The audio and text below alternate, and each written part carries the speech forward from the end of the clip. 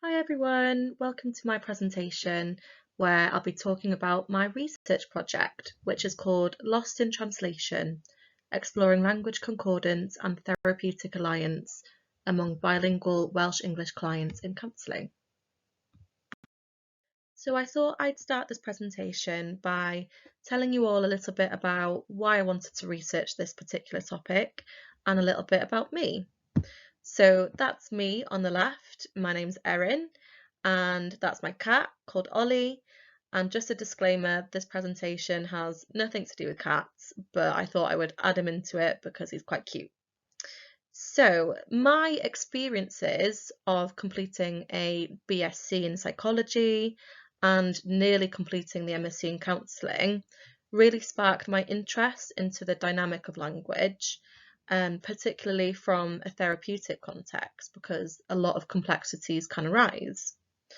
And then my experience as a helpline advocate for Welsh Women's Aid really allowed me to kind of witness firsthand the effectiveness of language concordance in providing support. So by providing support through Welsh, I could really see how that allowed people to feel more comfortable and to open up about their situations. And then from a personal experience as a trainee counsellor, I personally found a difference in my counselling style when communicating bilingually, and that got me thinking about the therapeutic alliance and the relationship. How does language concordance affect that? So those are some reasons why I wanted to research this topic, which I will talk to you about in more detail. So before we get started, I just wanted to define a few key terms which I talk about a lot through this presentation. So language concordance means the communication between individuals through a shared language. So in this case, it would be English and Welsh. The therapeutic alliance is the trusting and collaborative relationship between a counsellor and a client. And then the core conditions, as proposed by Rogers in 1957, is empathy, congruence, and unconditional positive regard, which are essential qualities for counsellors. Let's take a deeper look into the research that highlights and underscores the introduction to this topic. So, studies by Cooper and Diamond et al. Have found that language concordance can enhance the therapeutic relationship. Yet bilingualism presents many different challenges for clients and counsellors. So language isn't just about words, it's intertwined with culture and identity, and that shapes a therapeutic dynamic. So communication in one's first language fosters trust and authenticity. Yet clients might resort to using a non-native language, which can be used as a defence mechanism, as suggested by Marcos and Byford. Exploring how language concordance influences the therapeutic alliance, research has highlighted its empowering effect on clients, particularly through language switching. Interestingly, the importance of language is often overlooked, especially for less common languages like Welsh, with Rowland et al. In 2017 and Roberts 2017 shedding light on this overlooked aspect of therapy. And lastly, age may play a significant role in shaping bilingual clients' language preferences, an understudied aspect highlighted by Greelings et al. In 2015 and Roberts 2013. So understanding the intricate relationship between language, culture, and identity is crucial for effective counselling practice. So by exploring these areas, counsellors can better serve their clients and foster stronger therapeutic alliance. So that takes us to our research question. So considering the limited research regarding bilingual Welsh speakers' preference of the counsellor's language in the therapeutic relationship, this study aimed to investigate whether language concordance is perceived as a preference for bilingual Welsh-English clients in the therapeutic relationship.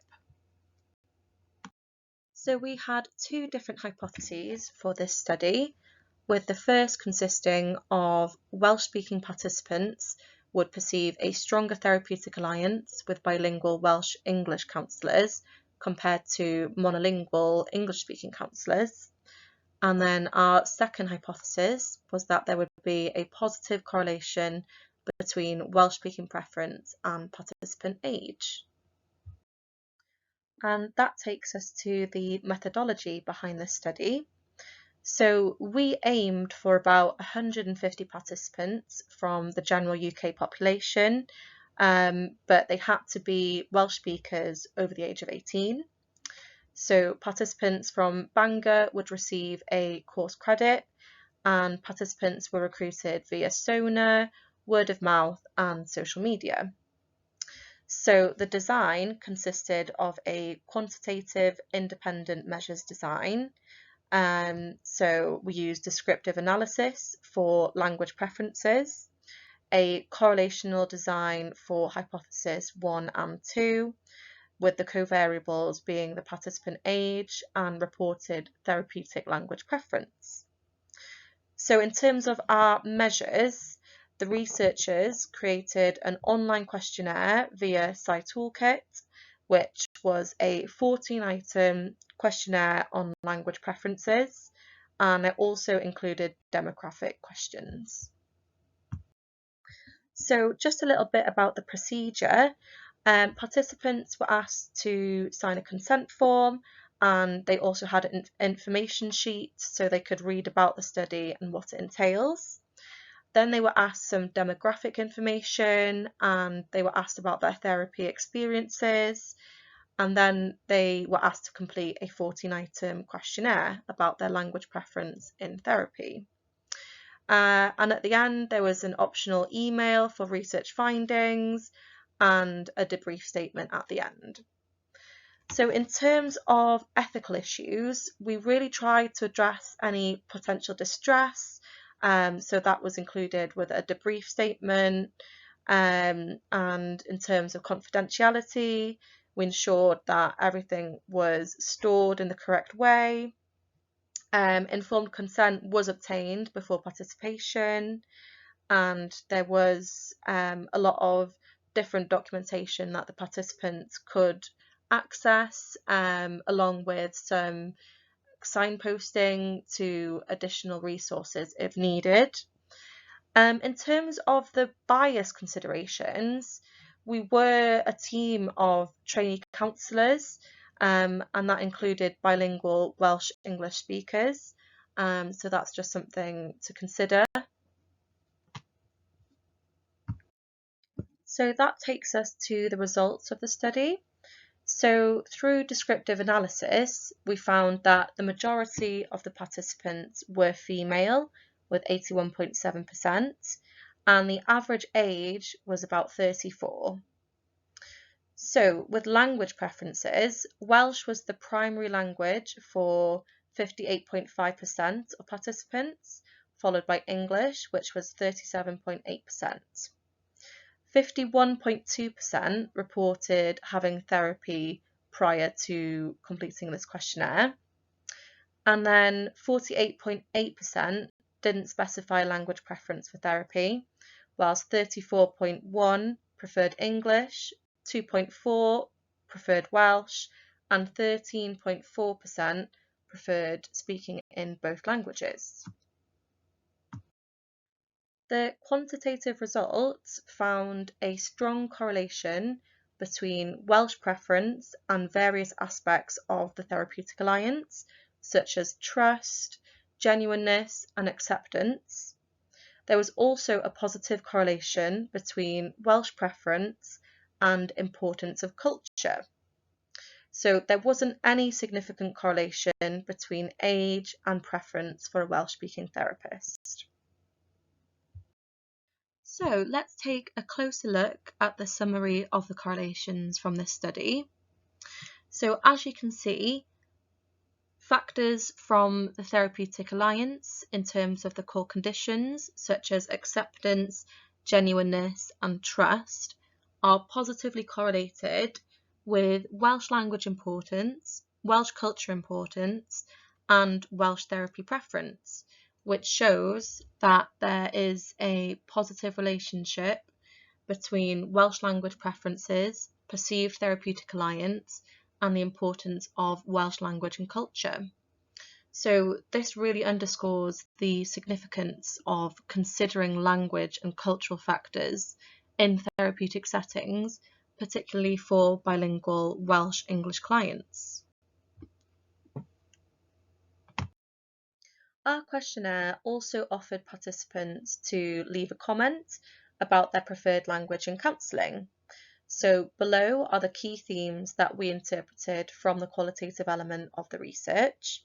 So we have preference for language based on context, accessibility and rights to service, personal and cultural factors, a desire for a bilingual approach, challenges in expressing emotions, flexibility and adaptability of therapists, comfort in language of expression, concerns about understanding, and ability to switch languages. So that takes us to the discussion aspect of the study, and let's recap on the study objectives and hypothesis. So we aim to explore language concordance preferences for bilingual Welsh-English clients. In terms of our hypothesis, our first hypothesis was supported through the findings because there was a significant, strong correlation between perceived therapeutic alliance and preference for a bilingual counsellor. However, our second hypothesis was not significant because there was no significant correlation between age and preference for a bilingual counsellor. So let's have a look at the quantitative findings. So we found a significant correlation between Welsh language preference and perceived therapeutic alliance, suggesting that clients who prefer to communicate in Welsh tend to perceive a stronger therapeutic bond. Additionally, the importance of Welsh culture was significantly correlated with a preference for a Welsh-speaking counsellor, which highlights the role of culture in counselling preferences.